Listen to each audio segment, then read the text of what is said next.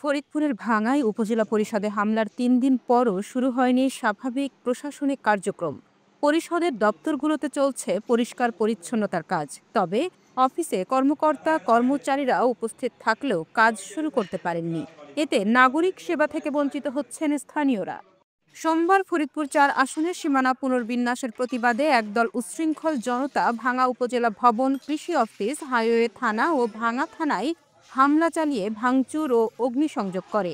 পুড়ে গেছে আসবাবপত্র, ল্যাপটপ ও গুরুত্বপূর্ণ নথিপত্র।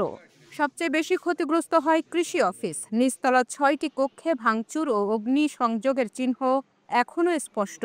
এখনও কোনো মামলা হয়নি, তবে ভিডিও ফুটেজে দেখা গেছে দোষীদের শনাক্ত করে মামলা দায়েরের প্রস্তুতি চলছে। এদিকে অবরোধ তুলে নেওয়ায় যান চলাচল এখন স্বাভাবিক রয়েছে।